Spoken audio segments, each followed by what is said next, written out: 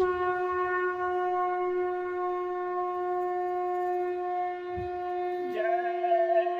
गुरुदेव। जय गुरुदेव।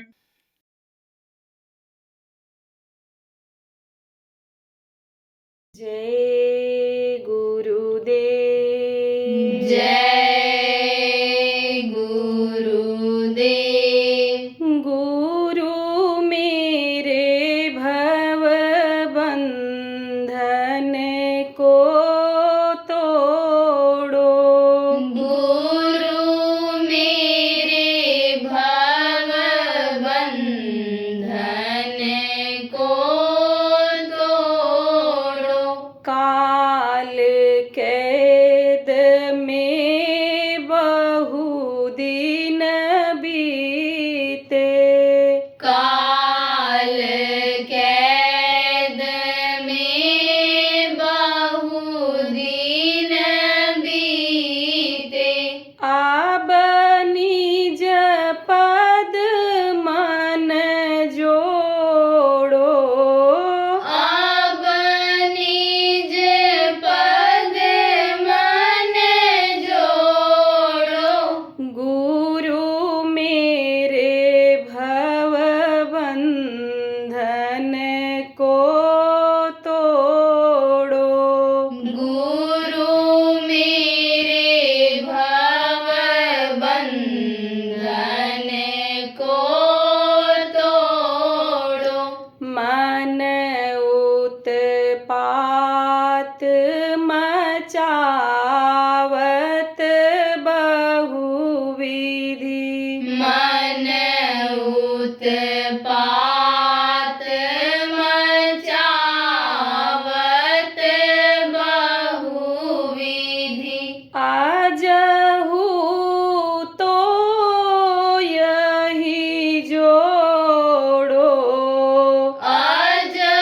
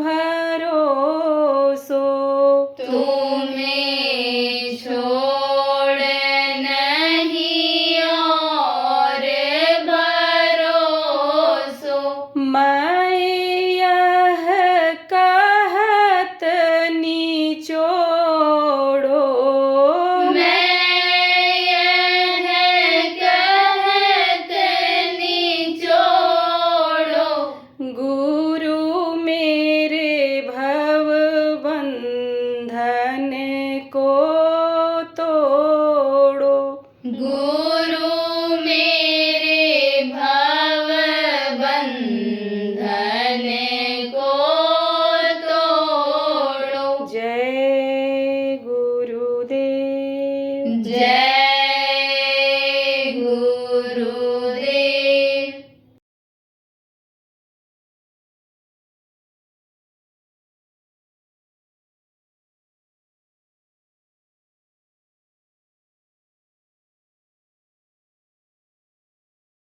पार ब्रह्म लोक जो कहा गया, 10वां द्वार जिसको संतों ने कहा, यहाँ पर बहुत दिन तक रही।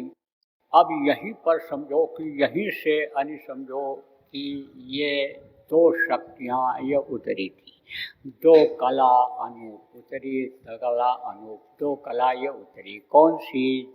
जिसके अंदर ऋणात्मक शक्ति और ये समझो धनात्मक शक्ति ये रही, जिनको काल भगवान कहा गया, जिनको माया कहा गया, आद्या कहा गया, ये दोनों शक्तियाँ ही उसी शब्द से ही उतरी हैं, उसी से निकली हैं और इन्हीं से इधर सृष्टि की रचना हुई है। ये देवी और देवता ये सब इसी से बने हैं। आप ये समझो ये मन भी वहीं से उतरा है। आप ये समझो त्रिकुटी के पास से, गुरुपद स्थान के पास से ही ये मन उतरा है, वहीं से आप ये समझो। कल आपको बताया था काम क्रोध लोभ मोह अहंकार भी वहीं लगा। ये जो 3 गुण कहा गया, त्रय गुण नाश करने से ही कहते हैं पूजे विप्र सकल गुणहीना, शूद्र न पूजे वेद प्रवीणा। सकल गुण कौन है? रजोगुण तमोगुण सतोगुण। तो इनका जो नाश करता है, ये जो परेशान करते हैं, ये जो लगे हुए हैं निकलने नहीं देते हैं, इनका जो नाश करता है वो विप्र हो जाता है। तो अब आप ये समझो ये सब स्थान है, यानी समझो ब्राह्मण विप्र और आप ये समझो ये सब स्थान है। इसी आधार पर आप ये समझो ये वर्ण व्यवस्था बनाई गई थी। आप समझ लो कि यानी शक्ति जैसे जिसके अंदर में थी, समझो उसी हिसाब से, यानी जैसे मस्तक को ब्रह्म बताया गया छठा के स्थान पर, तब उनको योगी कहते हैं, ब्रह्म तक पहुँचते योगी कहते हैं। फिर और आगे बढ़े योगेश्वर होते हैं, उसके बाद फिर संत होते हैं और फिर परम संत होते हैं। तो इनका अलग अलग दर्जा हुआ करता है। तो ये क्या करते हैं संत जो होते हैं, डोर को अपने हाथ में ले लेते हैं और फिर ये यानी कराते हैं, यानी चढ़ाई कराते हैं। कैसे होती है, कैसे पहुंचाते हैं, अब ये धीरे धीरे अभी आ जाएगा इसमें। तो यह है 5 नाम, शुरू का नाम है, बराबर ये चलता रहा है, जब तक धरती रहेगी यही नाम रहेगा। संतों ने इन नामों का भेद खोला है, तो वो मैं अभी आपको बताऊंगा, रटाऊंगा, याद कराऊंगा। जितना भी आप याद कर सको याद कर लो, जो न याद हो पावे उसका लिखा हुआ कागज यहीं मैदान में आपको मिल जाएगा। भीड़ बहुत ज़्यादा है, कागज ना मिल पावे तो पुराने लोगों से पूछ करके लिख लेना, और जब याद हो जाए तब कागज को फाड़ करके कहीं सुनसान जगह पर फेंक देना। बताना मत किसी को। अगर आप बता दोगे तो उसका कोई फायदा नहीं होगा, और अगर ये नाराज हो गए, कोई नुकसान हो जाए तो नुकसान का काम आप मत करना। अब उसका फायदा क्यों नहीं होगा?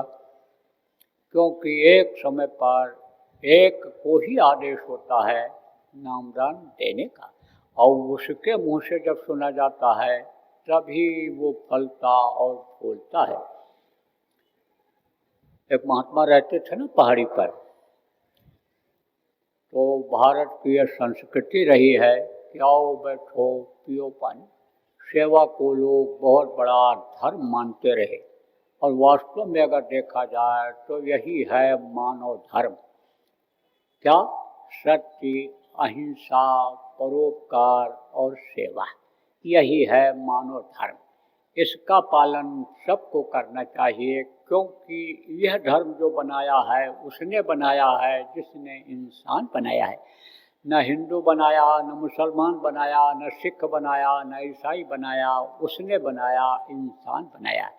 सबकी हड्डी एक जैसी, सबका खून एक जैसा, सबका मांस एक जैसा, लेट्रिन पेशाब का रास्ता सबके एक जैसा है। चाहे ब्राह्मण हो, चाहे क्षत्रिय हो, चाहे वैश्य हो, चाहे शूद्र हो, या चाहे इनकी जितनी उपजातियां हैं वो हों, कोई भी हो, अमेरिका का हो, ब्रिटेन का हो, फ्रांस का हो, रूस का हो, कहीं का भी आदमी हो, आप ये समझो जो भी जहाँ पर है, यह जिसके अंदर है खून मांस और ये जो आदमी के शक्ल में है वो सब इंसान है। तो उसने आदमी बनाया, इंसान बनाया, उसने जो बनाया धर्म एक बनाया। तो सेवा का बड़ा लाभ मिलता है। आज तक अगर किसी को कोई चीज़ मिली तो सेवा के द्वारा मिली। अब जो जिसका जिस तरह का सेवा करता है, जो जैसा देने लायक होता है वो वैसी चीज़ देता है। जैसे छोटे आदमी की सेवा करो तो उसके पास जो होगा वही देगा, बड़े की सेवा करोगे तो बड़ी चीज़ दे देगा। आप समझो कि दुनिया का दौलत किसके पास है, जो मान प्रतिष्ठा इज्जत वाला पोस्ट दे सकता है उसकी सेवा करोगे तो वो उस चीज़ को दे देगा। और जो इससे परे की चीज़ है, दुनिया से परे की चीज़ है, जिसके पास वो है उसकी सेवा करोगे तो वो चीज़ आपको दे देगा जब खुश हो जाएगा। तो सेवा का बड़ा लाभ मिलता है, इसीलिए तो सेवा करवाया जाता है। सेवा के लिए कहा जाता है, जितने भी संत आते हैं सेवा करवाते हैं, वो समझो कि भजन करवाते हैं, कर्मों को काटते हैं और उसका फल दिलाते हैं। तो औरत गांव की दूध ले जाती थी, कहाँ? महात्मा जी के कुटिया पर, जो पहाड़ी पर रहते थे। तो पहाड़ों पर बाढ़ कब आती है? गर्मी के महीने में बर्फ जमा रहता है। जब धूप तेज होती है, गर्मी जब बढ़ती है तो बर्फ पिघलता है, तो पहाड़ी नदियों में उस समय पर बाढ़ आ जाता है, पानी बढ़ने लगा। औरत ने कहा महात्मा जी से, महाराज अब मैं आपके लिए दूध नहीं ला पाऊँ, अब तो पानी बढ़ रहा है, मैं कैसे आ पाऊँगी। तब उन्होंने देखा उसको, तो कहते हैं संत न देखें चाल कुचाल, न वो परखें अंतर का हाल। अंतर का हाल परखते हैं। सेवा भाव देखो इस समय पर खत्म होता ही चला जा रहा है। पहले कोई किसी के यहाँ पहुँच जाता, कहते देखो बगैर बुलाए मेहमान नहीं भगवान आ गए, ये अतिथि देवो भव हैं, देवता आ गए हमारे यहाँ, उनका स्वागत सत्कार इसी तरह से करना चाहिए।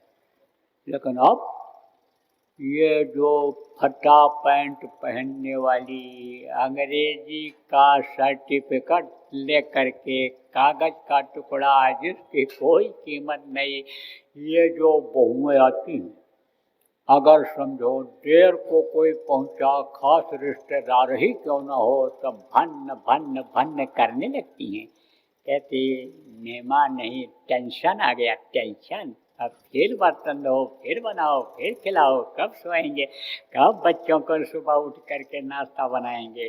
लेकिन उस समय बहुत लोग खुश हो जाते थे। और सेवा भाव जब से खत्म हुआ तब से देखो लोग दुखी हो गए। पहले क्या था, खिला के जब खाते थे तो समझो कि उसमें बरकत हो जाती थी। नियत खराब हुई तो देखो बरकत खत्म हो रही है। हाय हत्या घरों में लगी हुई है। कहते हैं आमदनी बहुत होती है, पता नहीं कहाँ चला जाता है। अब आप ये सोचो कारण क्या है? वही रुपया पैसा उसी तरह का है, वही उसी तरह का घर है, उसी तरह के आदमी हैं, लेकिन होता क्यों है ऐसा? तो कहा महाराज ला नहीं पाऊंगी, बड़ा दुख है। बोले अच्छा लाना तो तू चाहती है? बोले हाँ महाराज, हम ले आया करें, आप स्वीकार करो, बहुत अच्छा रहे। तब उन्होंने कहा अच्छा मैं तुझको एक शब्द बता देता हूँ, इसको बोलती हुई तो जाना तो तुझको पानी में भी रास्ता मिल जाएगा। बोली ठीक है। अब वो जब आवे तो बोलती चली आवे नदी में से। कभी मालूम पड़े कि सूखे में जा रही हूँ, कभी मालूम पड़े कि पानी के ऊपर ही मैं चल करके जा रही हूँ। वहीं पास में एक वेशधारी साधु रहता था। वेशधारी किसको कहते? जो कपड़ा बदल लेता है, कहा नारी मुई, जब पूरब में कहावत है, नारी मुई घर सत्यानाशी, कुछ नहीं रहेगा खाने को, और औरत मर गई। तब बोले कि अब मूड़ मुड़ाए भयो सन्यासी, अब मूड़ मुड़ा लेते हैं, दाढ़ी बढ़ाए भयो सन्यासी, दाढ़ी बाल बढ़ा लेते हैं। कहा ना, मूड़ मुड़ाए 3 गुण, सिर की मिठाई खाए और पकी पकाई रोटी मिले, लोग कहाँ महाराज। तो इसी तरह का था, बैठा रहता था वहीं पर, और वो सब चेला लोग आते थे, लेकर के खिलाते थे, सेवा करते थे, पिलाते थे।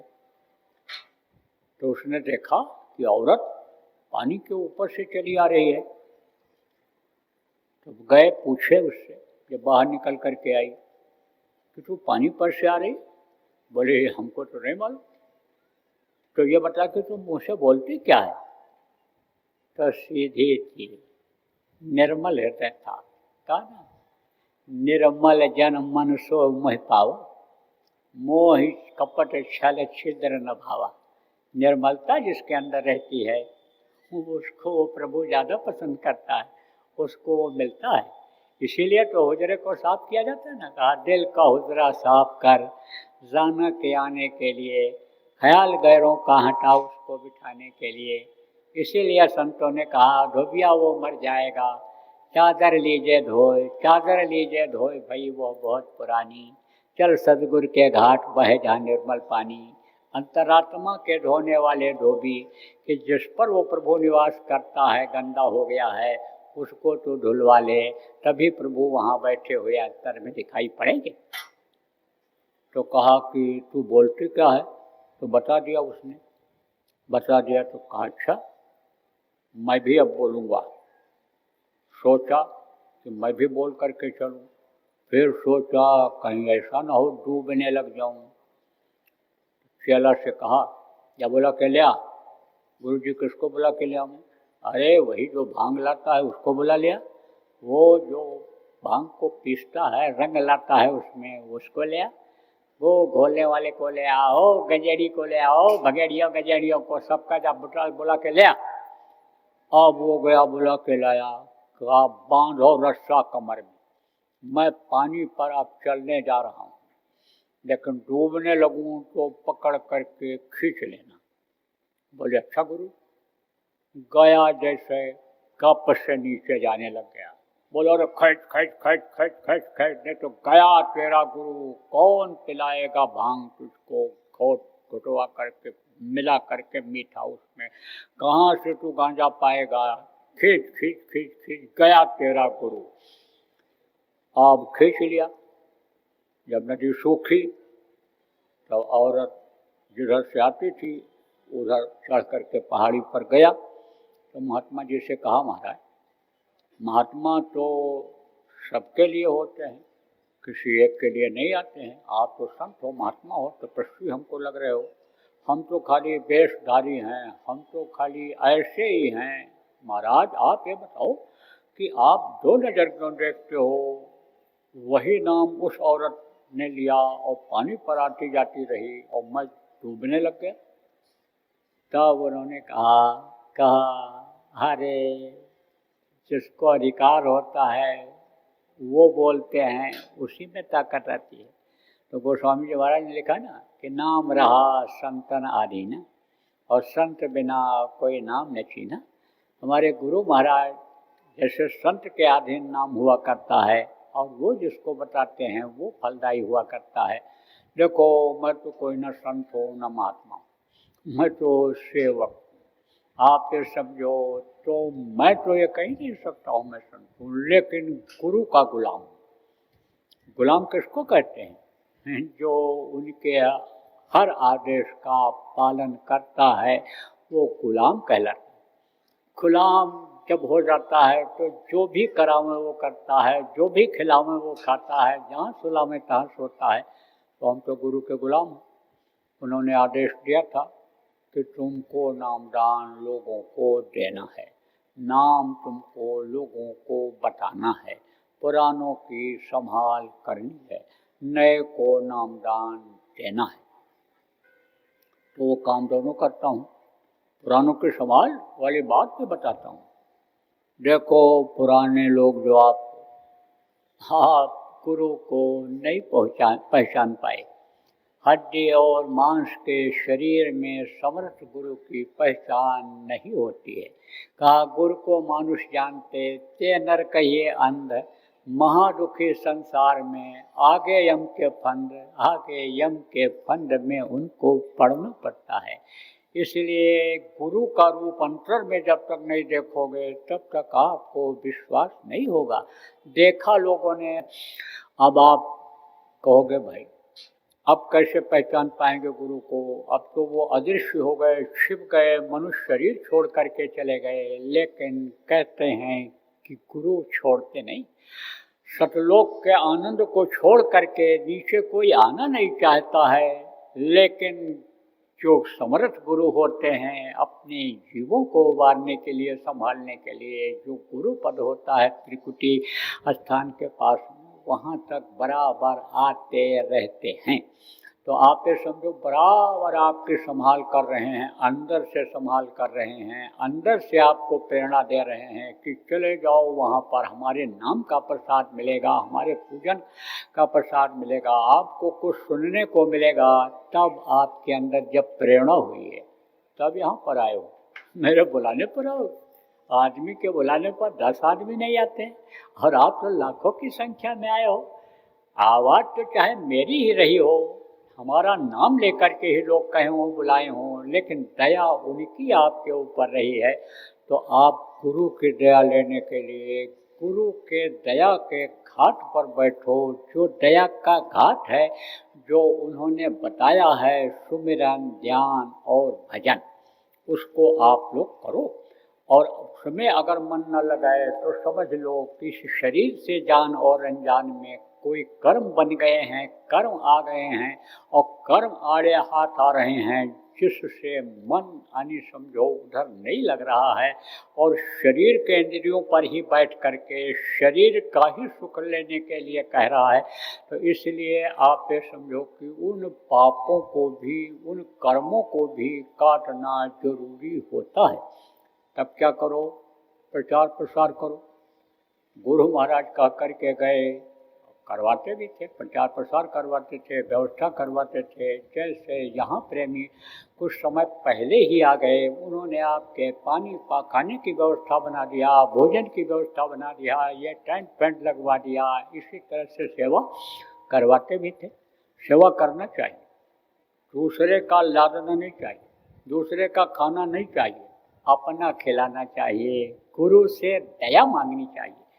गुरु पूर्णिमा के अवसर पर जो आप आए हो, गुरु से दया मांगो, कृपा मांगो कि अब हमारे तन से आप सेवा करवा लो, हमारे तन से सेवा करवा करके एक दूसरे का जो लेना देना है, कर्जा है, वो अदा करा दो और हम किसी का न खाएं। हमारे पास जो बचा है आपने दे रखा है, बच्चों की परवरिश के बाद, अपना तन चलाने के बाद उसकी भी सेवा हमारी आप करवा लो। तब जब गुरु को बराबर याद करते रहोगे तब आप ये काम कर पाओगे। फिर आपको कोई दिक्कत नहीं रहेगी। कहा गुरु माथे पर राखिए, चलिए आज्ञा माँ, कह कबीर दास का 3 लोक बहनाए। तो प्रेमियों, गुरु को अंतर में पहचानो। आपके अंदर शंका हो किसी भी बात की, कोई भी हो, तो जब सदगुरु मिले आप ये समझो तब शंका जाएगी। सदगुरु आप मिले तो संशय भ्रम समुदाय, जब सदगुरु मिल जाएंगे अंतर में तो ये संशय भ्रम ये सब खत्म हो जाएगा। आप ये समझो कुछ नहीं रह जाएगा एकदम से। इसलिए बराबर सेवा में लगो, बराबर घाट पर बैठते रहो। देखो प्रेम, हर गुरु पूर्णिमा में कुछ न कुछ आदेश दिया जाता है। ये जो भंडारा होता है, गुरु पूर्णिमा होता है, कुछ न कुछ यानी आदेश प्रेमियों को सेवा के लिए दिया जाता है। आप ये समझो अभियान इसका चलता है। तो अभी तो लोग आ ही रहे हैं, आपके सब लोग आ जाएंगे घंटे 2 घंटे में। जिनको सुबह जल्दी से पूजन का लाभ लेना है वो सब आ जाएंगे। तो आप जो भी प्रांत के जिम्मेदार हो, जिलों के जिम्मेदार हो, आप लोग इकट्ठा हो करके प्रचार प्रसार की योजना बनाओ और बराबर आप ये समझो कि लगातार अपने समय, एरिया और परिस्थिति के अनुसार योजना बना करके प्रचार में लगो और लगाओ। यह प्रचार का कार्यक्रम अभी 1 महीने तक बराबर चलेगा। अगले पूर्णिमा, जिसको राखी पूर्णिमा कहते हैं, रक्षाबंधन कहते हैं, यानी जो सावन की पूर्णिमा होगी, तब तक आप चलाओ। बारिश है, परिस्थितियाँ अनुकूल नहीं है, धीरे धीरे चला दो। जैसे और घर का काम है, बिजनेस व्यापार का काम बरसात में भी करते हो, ऐसे उसको भी जोड़ दो। बाद में और भी काम मिलता है तो मिलता है, नहीं तो ये जो सदाबहार है, लोगों को शाकाहारी बनाने का, लोगों को नशा मुक्त करने का, ईश्वरवादी बनाने का, खुदा परस्त जिसको कहते हैं, इसको बनाने का काम, ये जो सदाबहार है, हमेशा के लिए है, सतयुग लाने लायक लोगों को बनाने का ये जो काम है, ये काम आप बराबर करते रहना। जहाँ पर मौसम सूखा है, जहाँ बारिश कम होती है, वहाँ का अलग योजना बना लो। देखो, किसी न किसी माध्यम से आपको आवाज़ को पहुँचाना है लोगों तक। देखो, लोग कहते थे कि पढ़े लिखे लोग, बुद्धिजीवी लोग इनके पास नहीं आते हैं, तो काम तो होता है किसके द्वारा? छोटे लोगों के द्वारा। आप देखो, बंदर और भालुओं के द्वारा राम ने परिवर्तन कर दिया, धर्म की स्थापना कर दिया। आप देखो प्रेमियों, यानी कृष्ण भगवान ने गोपी और ग्वालों का साथ लेकर के और परिवर्तन कर दिया, धर्म की स्थापना कर दिया। पैसे से नहीं होता है, पैसे वालों से नहीं होता है, विद्वानों से नहीं होता है। अयोध्या में एक से एक पढ़े लिखे विद्वान थे, ज्योतिषी थे, लेकिन आप ये समझो, राम भगवान को कोई पहचान पाए? कृष्ण को कोई पहचान पाया? महापुरुष जो होते हैं, छोटे लोगों को पकड़ते हैं, उनका नाम कराते हैं, उनकी पूजा करवाते हैं, स्वर्ण अक्षरों में जटायु जैसे पक्षी का नाम भी दर्ज करा देते हैं, बंदर की पूजा करवा देते हैं। जैसे इस समय पर पत्थर के ऊपर भी तेल और सिंदूर लगा करके रख दो, वहाँ भी लोग फूल पत्ती प्रसाद हनुमान के नाम पर चढ़ाने लग जाते हैं। तो हमेशा जिनको छोटा लोग कहते हैं वही बड़ा काम करते हैं, उन्हीं का तभी तो नाम होता है।